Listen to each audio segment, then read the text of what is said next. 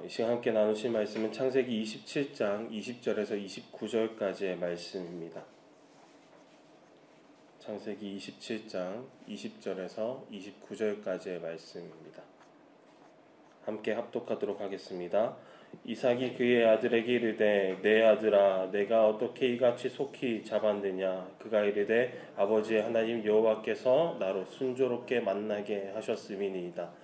이삭이 야곱에게 이르되 내 아들아 가까이 오라. 내가 과연 내 아들 에서인지 아닌지 내가 너를 만져보려 하노라. 야곱이 그 아버지 이삭에게 가까이 가니 이삭이 만지며 이르되 음성은 야곱의 음성이나 손은 에서의 손이로다 하며 그의 손이 형 에서의 손과 같이 털이 있으므로 분별하지 못하고 축복하였더라. 이삭이 이르되 내가 참 내 아들 에서냐. 그가 대답하되 그러하니이다. 이삭이 이르되 내게로 가져오라. 내 아들이 사냥한 고기를 먹고 내 마음껏 내게 축복하리라. 야곱이 그에게로 가져가매 그가 먹고 또 포도주를 가져가매 그가 마시고 그의 아버지 이삭이 그에게 이르되 내 아들아 가까이 와서 내게 입맞추라. 그가 가까이 가서 그에게 입맞추니 아버지가 그의 옷의 향취를 맡고 그에게 축복하여 이르되 내 아들의 향취는 여호와께서 복 주신 밭의 향취로다. 하나님은 하늘의 이슬과 땅의 기름짐이며 풍성한 곡식과 포도주를 내게 주시기를 원하노라. 만민이 너를 섬기고 열국이 내게 굴복하리니 내가 형제들의 주가 되고 내 어머니의 아들들이 내게 굴복하며 너를 저주하는 자는 저주를 받고 너를 축복하는 자는 복을 받기를 원하노라. 아멘. 오늘 이야기는 한 사람의 그 혼란스러운 고백에서 시작이 됩니다. 21절에 내 아들아 내게 가까이 오라. 내가 과연 내 아들 에서인지 아닌지 내가 너를 만져보려 하노라. 음성은 야곱의 음성이나 손은 에서의 손이로다. 내가 참 내 아들 에서냐. 이런 이삭의 말에는 내 아들아 네가 도대체 누구냐라는 그런 질문이 담겨 있습니다. 창세기 27장에서 시력이 어두워지고 죽는 날이 가까워졌음을 느낀 이삭은 아들 에서에게 축복을 주고자 했습니다. 하지만 그 앞에 자신의 앞에 서 있는 이는 에서의 옷을 입은 야곱이었습니다. 아버지를 속이기 위하여서 손과 목에 에서처럼 거칠고 수북한 염소의 털을 붙였고 에서의 옷을 입어서 자신의 향기도 감추었습니다. 그리고 평소에 아버지가 즐겨하는 음식도 준비해온 모습이 오늘 본문의 내용입니다. 이렇게 모든 것을 철저하게 준비해 왔습니다. 아버지에게 형 에서만이 들었던 그 애칭이었던 내 아들아 라는 말을 듣기 위하여 모든 것들을 온갖 다 준비해온 모습입니다. 아버지 이삭은 갸우뚱합니다. 손에는 느껴지는 감촉과 그 향치는 에서이지만 목소리는 야곱이기 때문에 갸우뚱한 상황입니다. 도대체 그가 누구인지 알 수 없습니다. 그럼에도 불구하고 결국 오늘 이삭은 이렇게 이야기합니다. 네가 참 내 아들 에서로구나. 그리고 야곱에게 축복하게 됩니다. 오늘 이 장면에서 우리가 좀 살펴보아야 할 죄는 두 가지입니다. 죄의 종류는 두 가지인데요. 하나는 어제 이야기했던 것처럼 영적인 시력을 잃지 않아야 한다라는 것입니다. 영적인 시력을 잃은 채 겉모습과 눈에 보이는 것에만 현혹되어서 살아가서는 안 된다라는 것입니다. 그리스도인은 하나님의 음성에 귀 기울이는 사람입니다. 우리는 하나님이 가장 익숙한 사람이 되어야 하는 것입니다. 그러나 우리의 감각은 어디에 가장 익숙해져 있습니까? 무엇을 보는 것이 익숙하고 무엇을 느끼는 것이 가장 익숙한 편입니까? 어느 순간부터 하나님을 향한 뜨거운 갈망을 잃은 채 염소 가죽처럼 거칠고 자극적인 세상의 촉감에 익숙해져 있지는 않습니까? 우리는 하나님의 향기가 익숙해야 함에도 하나님의 향기를 이 세상 가운데에 우리가 퍼뜨려야 하지만 오히려 세상의 달콤한 쾌락에 빠져 오히려 지독한 냄새를 가득 내뿜고 있지는 않습니까? 이런 혼합적인 우리의 모습을 만지시고 우리의 냄새를 맡으신 하나님 아버지의 마음은 어떠하시겠습니까? 끓지 않고 식어져 버린 우리의 마음을 보시며 하나님은 어떠한 마음이 드시겠습니까? 우리와 하나님과의 관계가 언제부터 서로가 서로를 어색해하며 낯설어하며 거리두는 상황이 되었습니까? 우리는 이 상황을 점검해 보아야 한다라는 것입니다. 우리는 속히 하나님과 나 사이에 진정한 관계를 가리고 있는 모든 것들을 제거해야 합니다. 하나님의 자녀임에도 불구하고 하나님을 어색하고 낯설게 만드는 모든 습관들과 우리의 방향성들과 추구하는 마음의 그 끓는 것들, 애끓음을 바로잡아야 합니다. 이것들을 해결하지 않으면 우리는 하나님과 가까워질 수가 없습니다. 하나님과 친밀함의 복을 누릴 수 없습니다. 우리가 구원받은 자라면 평생 지키고 이루어야 하는 것은 하나님과의 친밀함이라는 것을 우리가 기억해야 하는 것입니다. 두 번째로 우리가 주의해야 할 죄는 어떤 방법을 동원해서라도 하나님의 복을 쟁취하려는 마음입니다. 우리가 어찌 하나님을 속일 수 있겠습니까? 하나님은 눈이 어두운 분도 아니시고 우리의 속임수에 넘어가는 분도 아니십니다. 오히려 모든 것을 아시고 영광의 빛으로 모든 것을 밝히 드러내시는 분이 바로 하나님이십니다. 그런데 하나님께 우리가 복을 얻기 위하여서 자주 취하는 태도가 어떤 태도인지 한번 살펴보아야 한다라는 것입니다. 복을 얻기 위하여 인간적인 방법을 사용할 때도 있습니다. 기도를 하면서도 하나님과 거래를 하듯이 기도합니다. 하나님, 제가 이만큼 기도했으니 들어주셔야죠. 하나님, 제가 이만큼 봉사했으니, 하나님, 제가 이만큼 헌금했으니, 이만큼 사역했으니 이제 복을 주셔야죠. 구원의 응답이었던 나의 헌신과 기도와 그리고 예배와 그리고 섬김이 언젠가부터 하나님을 움직이게 하기 위한 조건처럼 변질되곤 합니다. 그 순간 우리는 하나님을 사랑하는 것이 아니라 하나님을 수단으로 여기는 것입니다. 야곱이 에서의 옷을 입고 복을 받으려 했듯이 우리도 하나님 앞에서 복을 받기 위한 모양만 갖추는 그런 행동이라는 것입니다. 그뿐이겠습니까? 사람들의 인정과 평가를 통하여서 하나님을 설득하려고 합니다. 하나님, 이 사람들의 저에 대한 평가를 보고 계십니까? 제가 이 사람들에게 거룩하고 경건하고 열심히 사역한 사람이라 칭찬 들으며 평가받고 있습니다. 그런 저에게 아무것도 주지 않으실 것입니까? 이처럼 사람들의 인정과 평가를 통하여서 자신의 만족을 누리려고 하기도 합니다. 이런 모습을 어떤 목사님께서 이렇게 표현하시더라고요. 인정을 통하여 자신을 구원하려 하지 마십시오. 복은 우리가 만들어내는 것이 아닙니다.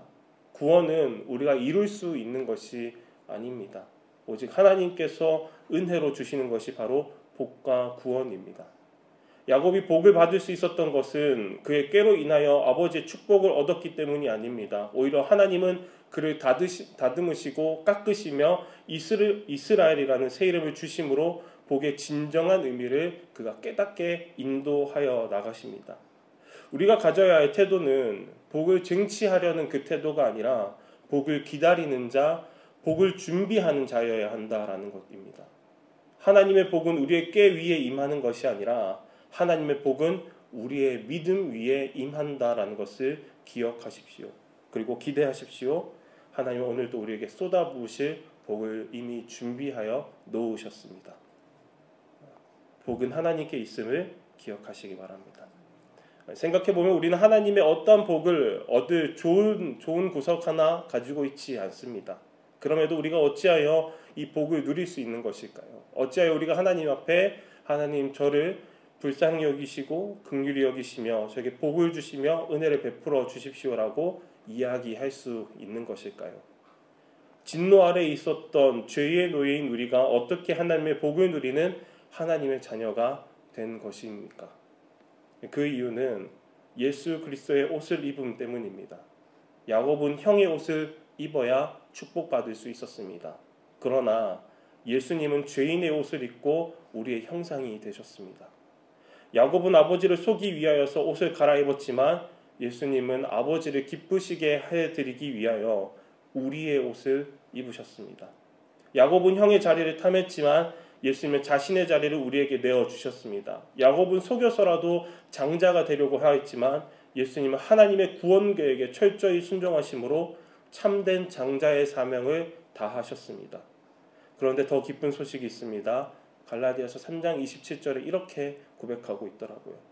누구든지 그리스도와 합하기 위하여 세례를 받은 자는 그리스도로 옷 입었느니라. 우리는 이제 야곱처럼 누군가의 형의 옷을 빌려 입는 그런 일을 하지 않아도 됩니다. 예수 그리스도의 그 이름이 우리에게 주어졌고 그 옷이, 의의 옷이 우리에게 입혀져 있습니다. 우리가 하나님의 복을 누릴 수 있는 것은 우리가 예수 그리스도로 옷을 입었기 때문입니다. 우리가 하나님의 진노를 감당하지 않아도 되는 것은 장자 되신 예수 그리스도께서 우리 대신 속임을 감당하셨기 때문입니다. 우리를 위해 가죽옷을 입으시고 우리를 대신하여서 축복이 아닌 저주를 받으셨기 때문입니다. 성부 하나님께서 독생자이신 예수님을 십자가에 못 박게 해서라도 이것을 회복하고 싶으셨더라고요. 오늘 본문에 이삭은 야곱과 대화 속에서 내 아들아 라는 이 표현을 6번이나 합니다. 이러한 부름은 성경 전반에 거쳐져 있는 반복된 부름이더라고요. 상한 영혼, 상한 민족을 향하여서 관계가 회복되어지길 원하시는 하나님의 부름이 창세기부터 요한계시록에 이어져서 내내 이렇게 표현이 되어 있더라고요. 창세기에서 죄로 인하여서 하나님으로부터 숨어버린 아담을 향하여서 하나님이 이렇게 부르십니다. 아담아, 네가 어디 있느냐? 이 부름은 단순히 위치를 묻는 것이 아니라 관계가 단절되어 있는 이 상한 영혼을 향하여서 이 상한 영혼을 찾으시는 아버지의 애끓는 마음이 담겨 있습니다. 출애굽기를 보니까 애굽의 종살이를 하는 이스라엘 민족을 하나님께서 부끄러워하지 않으시고 애굽 왕 바로에게 이렇게 말씀하시더라고요. 출애굽기 4장 22절입니다. 너는 바로에게 이르기를 여호와의 말씀에 이스라엘은 내 아들 내 장자라. 이처럼 하나님은 자랑으로 내 장자 내 아들이라고 불리던 이스라엘, 이렇게 이스라엘을 부르기 시작하십니다. 그런데 하나님께서 이렇게 자랑스러워 하시던 내 장자 내 아들이라고 불렸던 이스라엘은 하나님의 그 기대감과는 너무나도 다른 삶을 살아갑니다. 수많은 반역과 불순종을 일삼을 뿐입니다. 그럼에도 하나님은 그들을 이렇게 보살피십니다. 호세아서인데요. 호세아서 11장 3절에서 4절입니다. 그러나 내가 에브라임에게 걸음을 가르치고 그들의 팔을 안았으나 그들은 내가 그들을 고친 줄을 알지 못하였도다. 내가 사람의 줄 곧 사랑의 줄로 그들을 이끌었으며 그들에게 대하여 그들의 멍에에서 멍에를 벗기고 그들 앞에 먹을 것을 두었노라. 하나님께서는 이스라엘 백성들을 그들이 반역을 저지름에도 불구하고 그들을 기르셨고 그들을 보호하셨고 그들을 먹이셨다라고 말씀해주고 계십니다. 그뿐만이 아니라 초대교회 성도들에게 패역한 자녀 같은 교회를 향하여서 끝까지 인내하시며 부르시는 모습을 우리는 요한계시록 7교회를 향하여서 보내는 그 7편지 가운데에 보게 됩니다. 에베소 교회에서는 처음 사랑으로 돌아오라. 사대교회에 대해서는 죽은 믿음에서 깨어나라, 회개하라. 라오디게아 교회는 열심을 내라, 회개하라. 빌라델비아 교회는 더 담대히 믿음을 지켜라 라고 말씀하시는 것입니다. 말씀을 마치고자 합니다. 새로운 우리 성도 여러분, 창세기부터 요한계시록까지 성경의 모든 이야기는 아버지 되신 하나님께서 자녀된 우리를 다시 찾으시는 이야기라는 것을 기억하시기 바랍니다. 죄로 인하여서 도망친 아담을 아담아라고 여전히 부르시고 종살이 중인 이스라엘을 내 아들 내 장자라 여전히 부르시며 반역한 에브라임에게는 여전히 사랑의 줄로 먹을 것을 앞에 두시는 그 하나님, 그 마침내 우리를 부르기 위하여서 독생자 예수 그리스도조차 십자가에 내어주신 그 사랑이 수천 년 전이나 오늘이나 한결같이 동일하다라는 것을 기억하시기 바랍니다. 그리고 하나님께서 그 사랑을 유지하면서 계속해서 우리를 부르고 싶었던 그 호칭, 내 아들아, 내 딸아, 이것을 우리가 회복하였으면 좋겠습니다. 오늘 본문을 묵상하면서 자꾸 내 아들아 라는 부름이 들리더라고요. 마치 하나님께서 저를 부르시는 것 같았습니다. 죄 가운데 있고 실수하고 신앙이 흐릿해졌을지라도 재판장이신 하나님은 나를 향하여서 죄인아 라고 부르시지 않으시고 오히려 내 아들아 라고 부르십니다. 그 음성 안에는 정죄가 아니라 사랑이 있고 불편하여서 멀리 거리 두는 것이 아니라 관계 회복에 대한 갈망이 있음을 오늘 말씀을 통하여서 발견하셨으면 좋겠습니다. 하나님의 소원은 무엇입니까? 우리의 겉모습의 성공이 아닙니다. 하나님은 부모와 자녀의 관계가 회복되기를, 아버지와 자녀로서 다시 교제하기를 원하시는 것입니다. 성도 여러분, 오늘도 그 부르심이 들리시기 바랍니다. 내 아들아, 내 딸아. 그 부르심에 응답하시기 바랍니다. 더 이상 하나님을 기다리게 만들지 마십시오. 더 이상 하나님을 애타게 만들지 마십시오. 그리스도의 옷을 입고 하나님께 나아가시기 바랍니다. 그리고 그 사랑을 회복하고 그 친밀함을 회복하고 그 정체성을 회복하시기 바랍니다.